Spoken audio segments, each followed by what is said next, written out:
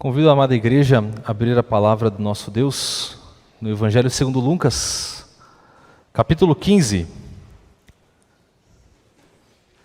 Evangelho segundo Lucas, capítulo 15. Nesta noite faremos a exposição do capítulo inteiro, do verso 1 ao verso 32. Lucas 15, verso 1 a verso 32. Diz assim a palavra do nosso Deus: Aproximavam-se de Jesus todos os publicanos e pecadores para o ouvir. E murmuravam os fariseus e os escribas, dizendo: Este recebe pecadores e come com eles. Então lhes propôs Jesus esta parábola: Qual dentre vós é o homem que, possuindo 100 ovelhas, e perdendo uma delas, não deixa no deserto as 99 e vai em busca da que se perdeu, até encontrá-la? Achando-a, põe-na sobre os ombros, cheio de júbilo. E indo para casa, reúne os amigos e vizinhos, dizendo-lhes: Alegrai-vos comigo, porque já achei a minha ovelha perdida. Digo-vos que assim haverá maior júbilo no céu por um pecador que se arrepende do que por 99 justos que não necessitam de arrependimento. Ou qual é a mulher que, tendo 10 dracmas, se perder uma, não acende a candeia, varre a casa e procura diligentemente até encontrá-la? E tendo-a achado, reúne as amigas e vizinhas, dizendo: Alegrai-vos comigo, porque achei a dracma que eu tinha perdido. Eu vos afirmo que, de igual modo, há júbilo diante dos anjos de Deus por um pecador que se arrepende. Continuou: Certo homem tinha 2 filhos. O mais moço deles disse ao pai: Pai, dá-me a parte dos bens que me cabe. E ele lhes repartiu os haveres. Passados não muitos dias, o filho mais moço, ajuntando tudo o que era seu, partiu para uma terra distante e lá dissipou todos os seus bens, vivendo dissolutamente. Depois de ter consumido tudo, sobreveio àquele país uma grande fome e ele começou a passar necessidade.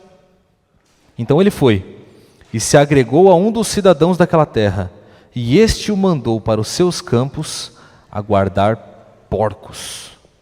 Ali desejava ele fartar-se das alfarrobas que os porcos comiam, mas ninguém lhe dava nada. Então, caindo em si, disse: Quantos trabalhadores de meu pai têm pão com fartura, e eu aqui morro de fome?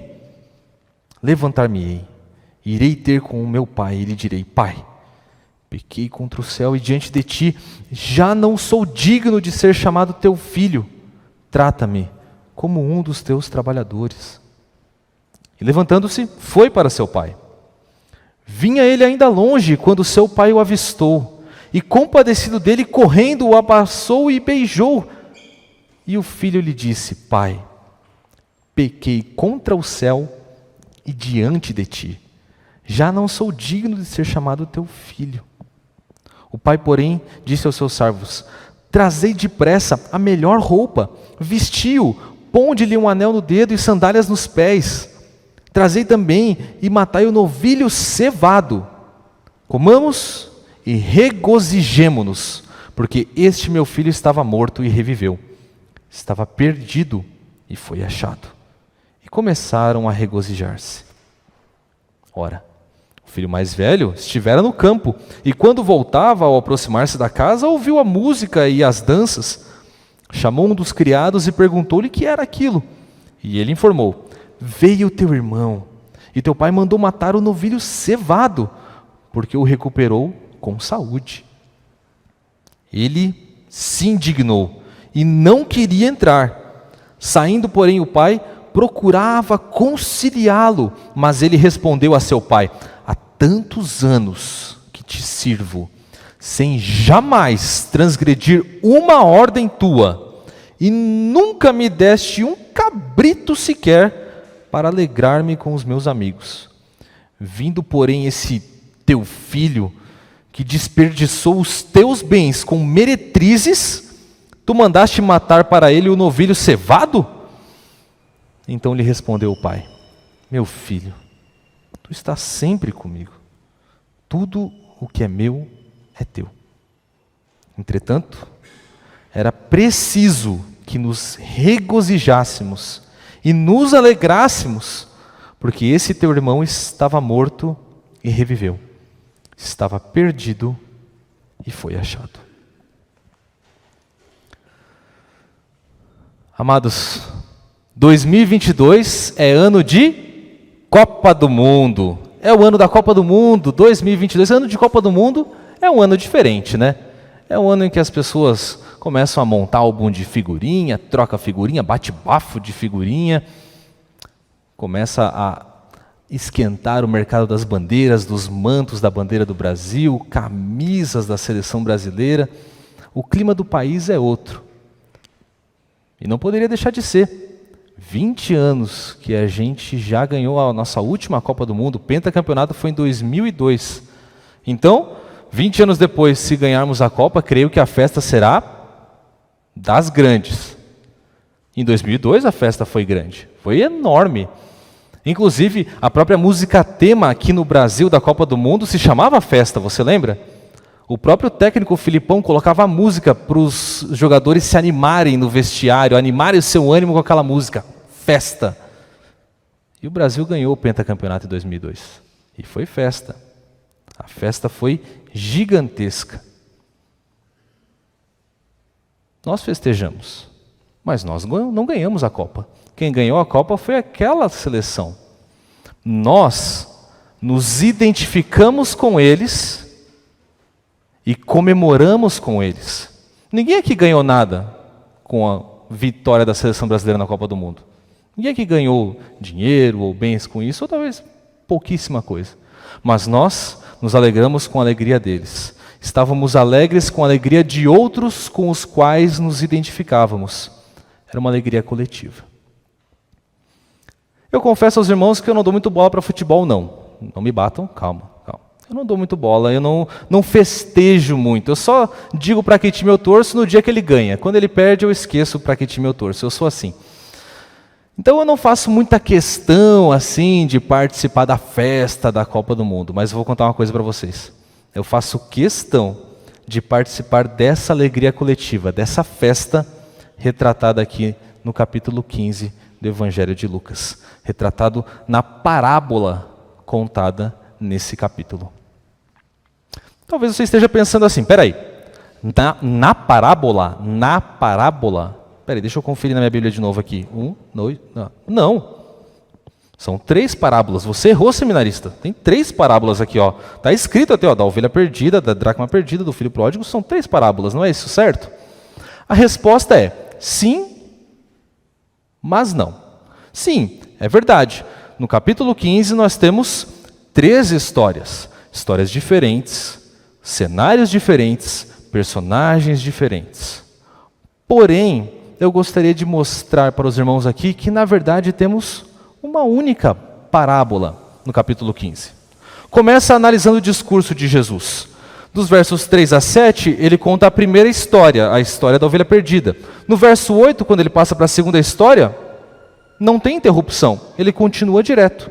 E no verso 11, quando começa a terceira história, também não tem interrupção. Inclusive, o evangelista diz, continuou a falar. Não tem quebras no discurso de Jesus. Mas, todas as 3 histórias têm basicamente o mesmo enredo, a mesma sequência de fatos. As mesmas coisas estão acontecendo nas 3 parábolas. E mais, o próprio texto sagrado diz lá no verso 3, então lhes propôs Jesus esta parábola, não estas parábolas, esta parábola. Então, estamos lidando aqui no capítulo 15 de Lucas com uma única parábola. Porém, a lição desta parábola é tão importante que o nosso Senhor Jesus Cristo fez questão de contar a mesma história 3 vezes. Agora então talvez você me diria, opa, que legal, não sabia disso, olha só, uma parábola só, uma lição tão importante. Mas qual é a lição? Como é que eu faço para encontrar a lição de uma parábola? Pergunta importante, pergunta excelente. Interpretar parábolas não é fácil. De fato, fora o livro de Apocalipse, as palavras de Jesus em parábolas são um dos textos mais propensos à má interpretação. Se você estudar ao longo da história da igreja a variedade de interpretações das parábolas, você vai ficar surpreso. E normalmente o erro de interpretação é esse: a gente quer ler a história e encontrar sentidos ocultos nas palavras. A gente quer encontrar paralelos em cada detalhe da história. Mas não é assim que se interpreta uma parábola. Grave isto: uma parábola é uma história que almeja uma resposta do seu ouvinte. Toda vez que Jesus conta uma parábola, Jesus quer obter uma resposta do seu público. Encontrar a lição de uma parábola é encontrar esta resposta que Jesus aguarda dos seus ouvintes. Neste ponto do sermão já existe uma verdade com a qual você precisa lidar. Quando Jesus fala, ele espera uma resposta de seus ouvintes. Quando a palavra de Deus fala, você deve responder. Ela sempre exige uma resposta sua. Pode ser por vezes que não tenhamos consciência disso.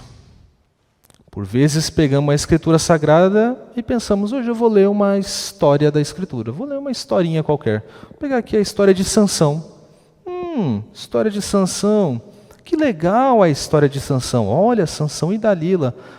Que história interessante.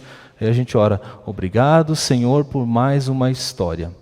Fechamos a Bíblia, agora eu vou fazer minhas coisas. Não é assim que nós devemos lidar com a palavra de Deus. O autor aos Hebreus diz no capítulo 4, verso 12, a palavra de Deus é viva e eficaz. Viva e eficaz. Ela sempre exige uma resposta de nós. Você não pode ler a palavra de Deus e não dar uma resposta, porque não dar uma resposta já é uma resposta. O seu silêncio já é uma resposta. E é a pior resposta que você poderia dar à palavra de Deus. Aprenda a entender a Escritura. Aprenda a aplicá-la à sua vida. Para que depois de cada leitura que você fizer, cada leitura devocional, no começo do dia, no fim do dia, você saiba exatamente como responder aquilo que a palavra lhe falou. Tendo dito isso, eu gostaria então de lhe ensinar a interpretar parábolas. Vamos aprender a interpretar as parábolas de Cristo. Interpretar uma parábola vai lhe ajudar não somente nos seus momentos devocionais, mas nos seus cultos domésticos que você faz, marido, esposa, com seus filhos, ou até mesmo no momento de você ensinar os seus filhos no caminho em que eles devem andar. Eles leem a parábola: papai, mamãe, como é que eu interpreto essa parábola de Jesus? E você vai poder ajudá-los nisso. Então, interpretar parábolas é basicamente encontrar duas coisas. Uma leitura muito atenta que procura duas coisas. Em primeiro lugar, você precisa encontrar o público original, ou seja, com quem Jesus está falando. Qual é a circunstância que levou Jesus Cristo a proferir aquela parábola. Em segundo lugar, os pontos de identificação. O quê? Pontos de identificação. Os pontos da parábola com os quais você pode se identificar. E de fato, você quer encontrar aquele com quem o público se identificaria. Então, para quem Jesus está falando e qual é o ponto de identificação com o público original. É isso que nós vamos procurar aqui em Lucas 15. Vamos começar com o público original? Olhe para o texto sagrado. Logo nos versos iniciais, nós já temos o público-alvo. O verso 1 diz que aproximavam-se de Jesus todos os publicanos e pecadores para o ouvir. Jesus recebia pecadores e publicanos. Um publicano é um coletor de impostos, gente da mais odiada pelos judeus. Eles eram odiados porque eles eram judeus e eles cobravam impostos dos judeus, tiravam dinheiro dos judeus para mandar para os romanos. Tornavam-se amigos dos romanos. Tiravam dinheiro do povo de Deus para dar para gentios, para ímpios. Eram odiados. E, em segundo lugar, era pior ainda, porque por vezes eles tiravam a mais. Aquela roubadinha, tirava um pouquinho a mais, embolsava e o resto passava para os romanos. Então, amigos de ímpios e ladrões, publicanos eram odiados em Israel. Sempre que se fala publicano nos evangelhos, entenda isso como um xingamento. Isso é sempre um xingamento. Os fariseus então veem Jesus comendo com pecadores e publicanos. Partilhar uma refeição, isso até hoje, mas ainda mais naquela época, é um símbolo de afetividade. É um símbolo de intimidade. Então, os fariseus e escribas veem aquilo e começam a murmurar, começam a reclamar. Olha aí o mestre. Vê se é mestre um homem desse, sentado na roda dos escarnecedores. Como é que pode ser filho de Deus? Só que Jesus não estava assentado na roda dos escarnecedores. Os escarnecedores é que estavam assentados aos pés de Cristo para aprender dele. A linha de influência estava invertida. E leve isso para a sua vida. A linha de influência sempre tem que ser essa. É de você para os zombadores. De você para os escarnecedores. Assente-se na mesa com eles. Mas são eles que aprendem de você. Eram os pecadores e publicanos que estavam aprendendo de Cristo. E Cristo estava ali, então, resgatando esses pecadores da sua vida de rebeldia. Ao perceber a murmuração dos fariseus, Jesus, então, propõe esta parábola. Está aí. O público-alvo da parábola, então, primariamente, eram os fariseus e escribas que murmuravam contra Cristo, porque ele recebia pecadores. Você que é leitor assíduo da Escritura já deve estar pensando assim, murmuradores, eu lembro disso. Eu lembro de um povo do Antigo Testamento que era murmurador, conhecido pela sua murmuração. Povo de Israel no deserto. Quantas vezes a Escritura diz, murmuraram contra o Senhor, murmuraram contra Moisés, murmurou o povo de Israel, e o povo de Israel murmurou, e murmurou mais um pouquinho. Era um povinho bom de murmurar aquele lá. Você está corretíssimo, é exatamente isso. O termo murmuravam aponta diretamente para aquele povo rebelde no deserto, que por sinal não herdou as promessas de Deus. A Escritura delineia com muita clareza a linhagem dos murmuradores. É o povo rebelde de Israel e os fariseus e escribas hipócritas. Por isso que a murmuração é um pecado tão condenável na Escritura. Ainda que o tenhamos tornado aceitável nos nossos dias. É ou não é verdade? Murmuramos por qualquer coisa. Murmuramos quando tem sol, murmuramos quando chove. Murmuramos quando está quente, murmuramos quando está frio. Murmuramos quando estamos desempregados e murmuramos por estarmos cansados do nosso emprego. Murmuramos quando estamos com fome, murmuramos quando comemos demais. Precisamos dar mais atenção à palavra de Deus, para que não imitemos um povo rebelde e fariseus hipócritas em suas murmurações. Muito bem, público-alvo está determinado. Fariseus que murmuravam contra Jesus porque ele amava pecadores. Agora precisamos descobrir a segunda coisa para interpretarmos a parábola. Quais são os pontos de identificação? Com quem a gente pode se identificar aqui nessa parábola? E mais, com quem os fariseus podem se identificar nessa parábola? Para fazermos isso, precisamos estudar o enredo. Enredo significa a sucessão dos fatos. O que está acontecendo aqui? E como as três histórias são muito semelhantes, a gente pode estudá-las ao mesmo tempo. Eu quero que vocês percebam 5 movimentos na parábola, 5 fatos que estão acontecendo. O primeiro, Existe um dono. Todas as 3 parábolas mostram um dono. Quem é o dono?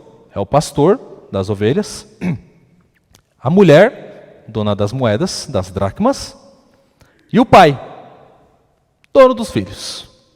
Há um dono. Segundo, este dono tem um dos seus itens perdido. Uma ovelha se perde, uma dracma se perde, e um filho se perde.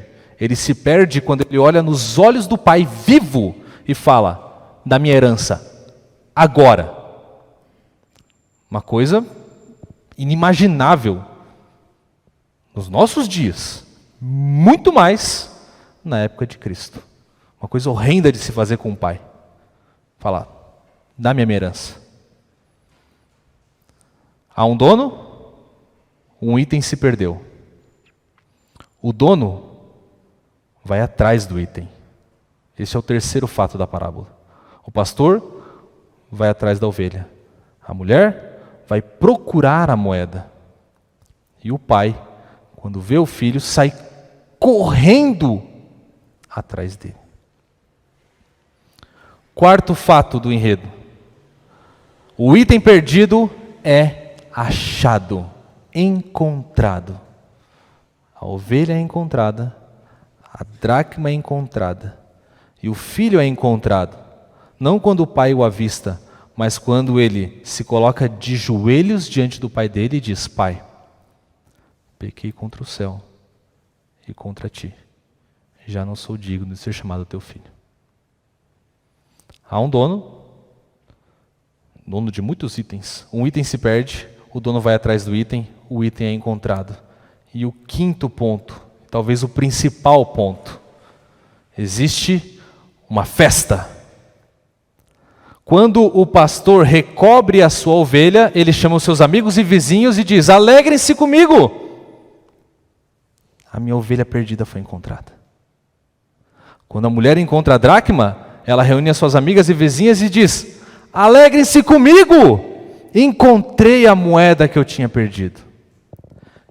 E o pai, quando vê o seu filho prostrado diante de si, olha para os seus servos e diz: revistam meu filho de dignidade e matem o novilho gordo. Não pega o mirradinho, pega o gordo. Festa com gordura, com muita carne, para muita gente. Ia ser festa da boa, com tudo do bom e do melhor, com muitos convidados. E então ele ordena: vamos comer e vamos nos alegrar, porque meu filho estava perdido e foi encontrado.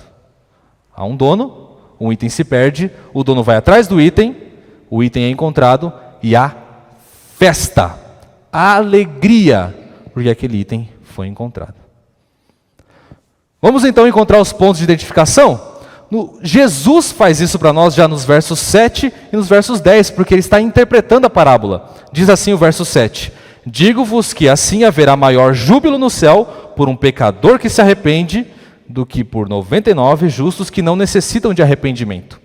E no verso 10 diz: eu vos afirmo que de igual modo há júbilo diante dos anjos de Deus por um pecador que se arrepende. Jesus está dando os pontos de identificação.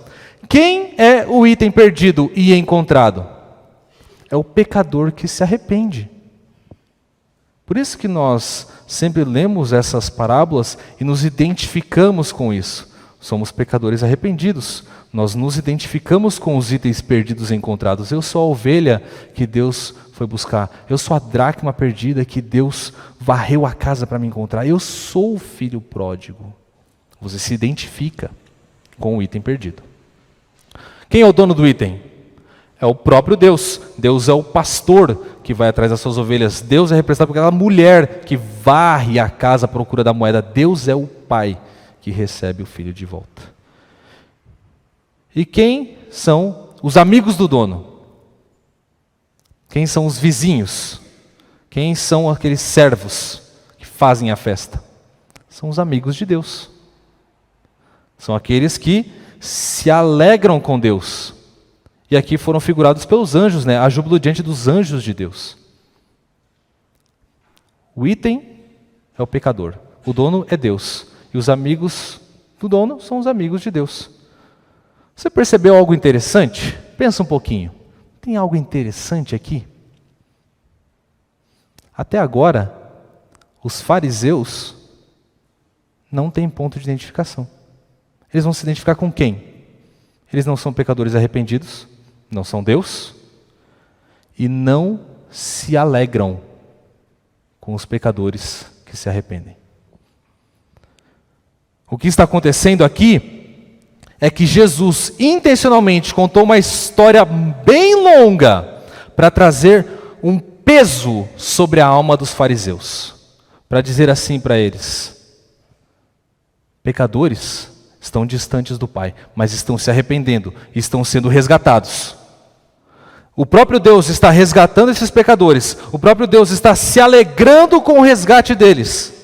E Deus não se alegra sozinho, Deus se alegra com os seus amigos. Você não se alegra com Deus? Talvez seja porque você não é amigo de Deus. É isso que Cristo está dizendo a estes fariseus, trazendo esse peso sobre a alma deles, mostrando que eles não eram amigos de Deus. E agora, no verso 25, Cristo traz o ápice da história.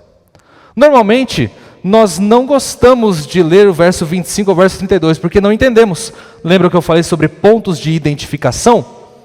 Nós nos identificamos com o irmão mais novo, o filho pródigo. Nós não entendemos o que o irmão mais velho está fazendo aqui. Normalmente a gente nem gosta dessa parte. A gente para no verso 24, meu filho estava morto e reviveu, começaram a regozijar-se, acabou a parábola do filho pródigo. Dali para frente, eu não sei porque Jesus contou. Está na Bíblia, tem que ler, mas não entendo. Entenda, Jesus colocou naquele ponto, no verso 25, o ponto de identificação para os fariseus. Ele resgata aquela personagem que estava esquecida na história, que era o irmão mais velho. E ele diz aos fariseus: o irmão mais velho é o único que não se alegrou na história todinha. Será que você não é como ele?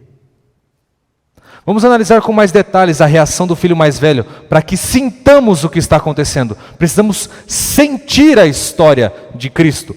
O irmão mais velho estava no campo, estava trabalhando, estava longe, tanto que ele nem sabia da festa. A festa era gigantesca, tinha convidados da comunidade inteira, e ele não estava nem sabendo. Jesus já o retrata assim para mostrar, esse irmão estava longe do Pai, longe da casa do Pai, distante da comunidade. E aí esse irmão mais velho então se vira, chama um dos criados, né? Ele estava indo no caminho, chama um dos criados: o que está acontecendo aí? Esse barulho aí, música, gritaria, festa, o que está acontecendo? E o criado olha para ele assim: uai, o senhor não sabe? Todo mundo sabe, o senhor não sabe? Seu irmão foi encontrado. Seu irmão está vivo e o seu pai mandou dar esse festão para comemorar, porque recuperou o seu filho com vida. Esperávamos que o irmão se alegrasse, mas ele não se alegrou. Diz o verso 28 que ele se indignou e não queria entrar. Estamos em outra cultura, não entendemos mais assim as coisas por vezes. Mas naquela época, recusar um convite público era como dar um tapa na cara de alguém. Era uma insulta pública você ser convidado para uma festa e não ir a essa festa. E mais, todos que viram aquilo perceberiam que dentro da família do pai existiria uma disputa, uma briga, uma questão não resolvida, o que traria vergonha ao nome do pai. E aqui, neste ponto da história, existe uma inversão de valores, uma inversão de papéis. Porque no Antigo Oriente Próximo, era papel do irmão mais velho reconciliar um pai com um outro filho. Ele seria uma espécie de mediador. Ele traria o irmão mais novo, o pai, e colocaria os dois para se reconciliarem. Mas é o contrário que acontece. Diz o verso 28 que o pai procurava conciliar o irmão mais velho. A ideia do verbo aqui é que o pai insistia com fervor para o irmão: entre na festa, reconcilie-se com seu irmão, entre na festa dele. Mas ele se recusou. E a forma como ele se recusou, absurdamente ríspida. Ele não chama o seu pai pelos pronomes de tratamento para os quais usamos com os pais. Ele não chama de pai, ele não chama de senhor, ele simplesmente diz: há tantos anos que te sirvo. Te sirvo. E ele então, depois de tratar o pai desta maneira, ele trata o irmão de uma maneira semelhante. Ele não chama o irmão de irmão, ele chama o irmão de esse teu filho. E aí ele passa a querer se justificar diante do pai. Eu nunca transgredi uma ordem tua, sempre trabalhei, sempre fiz tudo, as minhas obras, a minha justiça, eu fiz. E aí ele põe em xeque a bondade do pai, dizendo: e tu nunca me deu nada na vida, nunca fez nada por mim, não me deu um cabrito para eu me alegrar com os meus amigos. Este é o irmão mais velho. Estes são os fariseus. Ao não se alegrarem com Deus, como bons amigos de Deus, eles confrontam, vão contra o Deus eterno, com presunção, com ingratidão, com ódio, com desprezo, com desrespeito. Perceba, no entanto, isso é maravilhoso, a parábola não termina com condenação, ela termina num tom positivo, porque o pai responde: meu filho, tu sempre estás comigo, tudo que é meu é teu. Entretanto, era preciso que nos regozijássemos. Preciso que nos regozijássemos. O pai continua a convidá-lo, a dizer a ele: é necessário que a gente se alegre neste momento. É preciso que nos alegremos neste momento, porque o teu irmão estava morto e reviveu, estava perdido e foi achado. O Senhor continua a convidar os fariseus para se arrependerem. Então, agora, meus irmãos, nós interpretamos a parábola. Agora nós entendemos o sentido dela. Agora nós sabemos qual é a resposta exigida dos fariseus. Essa é a interpretação da parábola de Lucas 15.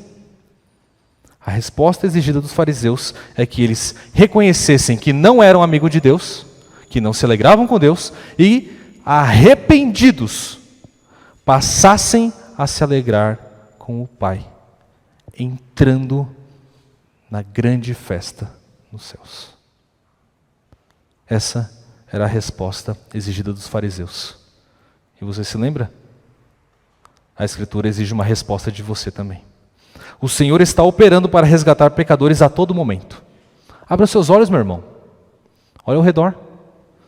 Olhe quantos redimidos estão com você aqui na Igreja Presbiteriana da Lapa nesta noite, cultuando a Deus. Olhe quantos pecadores resgatados estão aqui cantando, orando, ouvindo a palavra do Senhor. O Senhor está fazendo uma obra maravilhosa na sua vida e na vida de todos nós que estamos aqui. Todos nós. Perceba nos avisos, no momento de avisos, quantas pessoas visitam, quantas pessoas Deus traz para a nossa igreja todos os domingos. Isso é maravilhoso, não existe outra palavra para descrever isso. Jesus recebe pecadores, e isso é maravilhoso, porque Ele é um homem singular, é um homem sem pecado, é um homem santíssimo, puro, imaculado, impecável, e recebe pecadores à sua mesa para comer com Ele. Ele é Deus. Ele é o Deus vivo, o Deus encarnado, o autor da vida, coberto de luz como de um manto, e recebe pecadores. Que amor é esse? Que amor é esse? Que amor é esse que fez o Verbo divino, o Deus ofendido, humilhar-se, deixar o seu estado de glória e assumir um estado de humilhação. Assumir forma de servo, ser reconhecido em figura humana e ser obediente até a morte, uma morte horrenda e vergonhosa na cruz. Para quê? Para receber os seus ofensores na mesa consigo. Esse é Jesus. Jesus recebe pecadores, como eu, como você. E esse ensinamento deveria fazer o seu coração transbordar de alegria. Transbordar de alegria. Se você é amigo de Deus, não existe outra resposta possível para você. A alegria, a Escritura exige essa resposta do seu coração. Deus resgatou a ovelha, encontrou a dracma, recebeu o filho rebelde. Deus recebe pecadores e convoca todos os seus amigos a se alegrarem com Ele. Eu não acredito que alguém possa se alegrar parado. Eu não acredito que alguém possa se alegrar inerte. Eu não acredito que alguém possa se alegrar dizendo, não, é verdade, eu me alegro aqui no meu coração, Deus sabe. Eu não acredito nisso. Eu acredito que a alegria que existe no coração de alguém que vê a obra de Deus resgatando pecadores precisa transbordar, precisa aparecer, precisa se transformar em boas obras. Então eu queria trazer aqui para os irmãos algumas evidências para que você avalie a sua vida, se você verdadeiramente se alegra com a alegria de Deus. Se você acredita que verdadeiramente a alegria de Deus é também a sua. Em primeiro lugar, a alegria de Deus é também a sua se você proclama boas novas aos perdidos. Vamos falar do apóstolo Paulo? O apóstolo Paulo escreve a carta aos Filipenses e ele diz que se alegrava muito naqueles que pregavam a Cristo, mesmo que pregassem por discórdia, mesmo que pregassem insinceramente. Há muitas pessoas que pregam a verdade sobre Cristo, mas o seu coração não está naquilo. Talvez eles queiram fama, talvez eles queiram louvor de homens. Não sei. Mas o que Paulo diz é, mesmo assim eu me alegro, porque Cristo está sendo pregado. E na mesma carta, no capítulo 2, ele fala aos Filipenses, tornem-se irrepreensíveis, desenvolvam a salvação de vocês, para que eu tenha alegria no meu trabalho. Pergunta, você pode fazer coro com o apóstolo Paulo nisso?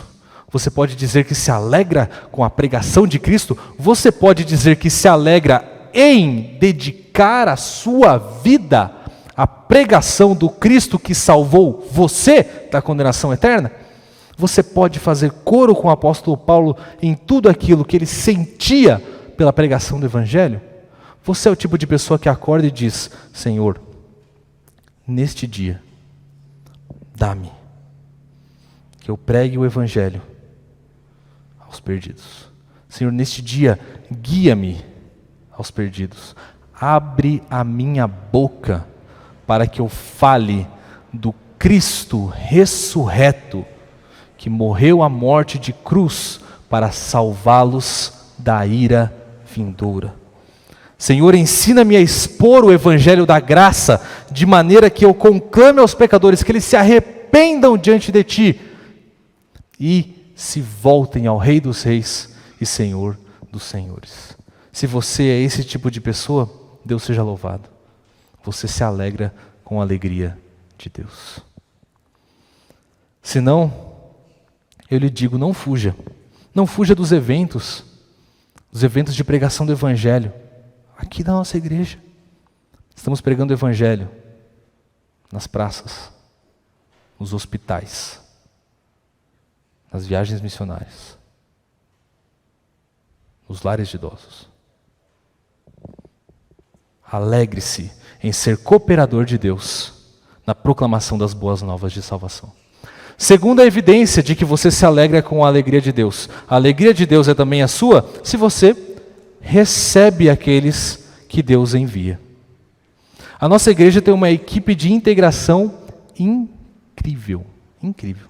Eu não tenho dúvidas de que a Igreja Presbiteriana da Lapa está de parabéns, porque ela recebe muito bem os visitantes. Minha esposa e eu experimentamos isso com muito amor quando chegamos aqui na igreja em abril de 2021. Nós já havíamos visitado diversas igrejas aqui em São Paulo e nós percebemos nitidamente como a Igreja da Lapa nos recebeu tão bem, com tanto amor, com tanto carinho, com tanto interesse por nós. Deus seja louvado por isso, que Deus preserve a Igreja Presbiteriana da Lapa sempre assim. É uma glória estar com vocês aqui, meus irmãos, e perceber isto, perceber como o Espírito Santo tem trabalhado no seu coração. No entanto, eu preciso ser fiel ao Senhor e preciso alertar você. A recepção dos pecadores, a recepção daqueles que Deus envia, é trabalho de todos nós. Não podemos terceirizar o serviço. Não podemos achar, alguém vai fazer. Às vezes, percebemos isso na hora dos avisos. O reverendo Sérgio vai dar os avisos. Opa, temos visitantes hoje aqui. E aí a gente começa a fazer assim, ó, tomara que não esteja atrás de mim. Tomara que não esteja atrás de mim. Que eu vou ter que levantar e vou ter que cumprimentar o Senhor que esteja na galeria. Não, meus irmãos, não. Lembre-se, esses que estão se achegando foram enviados por Deus. São pecadores, como eu e como você. Mas receba-os com todo o carinho e alegria de alguém que verdadeiramente se regozija em ver a obra que Deus está realizando. Quer uma dica simples de como fazer isso? Dica simples. Ao findar o culto, gostaria que você olhasse ao seu redor e procurasse um rosto desconhecido. Se você vir algum rosto desconhecido, sinal de Deus. Deus está falando com você. Vai lá, cumprimenta aquela pessoa e investe 5 minutinhos. Conhecer aquela pessoa. Perguntar como vai a vida dela, como ela chegou a esta igreja, se existe algo que você possa fazer por ela, se existe algum pedido de oração que ela tenha que você possa fazer ao longo da semana. Mais uma dica. Domingo que vem, venha para o culto da manhã. Antes de vir para o culto da manhã, talvez você já deixe o almoço meio encaminhado, coloca meia xicrinha de arroz a mais na panela. Meia xicrinha. E uma xicrinha e meia de água a mais no feijão.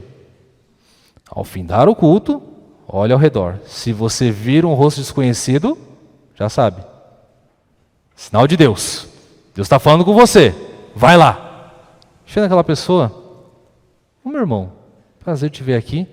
Já tem lugar para almoçar? Se não tem, eu gostaria de partilhar uma refeição com você. Jesus recebeu pecadores na sua mesa. Receba pecadores na sua mesa também. Em terceiro lugar, a alegria de Deus é também a sua se você discipula os pequeninos. Você está há anos na igreja já, você já é pós-graduado em escola bíblica dominical. Já ouviu o sermão dos melhores pregadores de São Paulo. Será que não está na hora de você estender as mãos ao Senhor e dizer, eis-me aqui, envia-me a mim? Será que não está na hora de você fazer como Paulo fazia aos Tessalonicenses, dizendo a eles, vós sois a nossa glória e a nossa alegria. O apóstolo Paulo lutava, dedicava sua vida para formar o caráter de Cristo nos Tessalonicenses. Compartilhe dessa alegria também, meu irmão. Dedique a sua vida a formar o caráter de Cristo em outras pessoas. Entregue um pouquinho do seu tempo para ajudar o seu irmão com tudo aquilo que Deus já te deu, com tudo aquilo que Deus já te ensinou. Dedique a sua vida a ser um instrumento nas mãos do Redentor. Alegrar-se com os que se alegram, para consolar os que choram, para instruir aqueles que estão sedentos por conhecimento, para admoestar aqueles que estão se desviando, para servir os filhos de Deus. Deus está realizando a sua obra, meus irmãos. E Ele a realizará infalivelmente. Ele já está e com certeza completará a sua obra de redenção e resgate de pecadores. E mais, Deus se alegra em resgatar pecadores. Deus se alegra em receber pecadores arrependidos. Por isso, nosso tema, a alegria de Deus, é também a sua.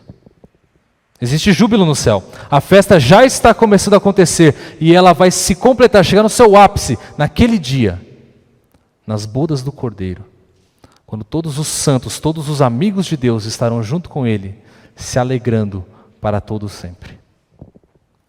A pergunta que fica é: você vai entrar para se alegrar com o Pai? Ou vai ficar de fora da festa?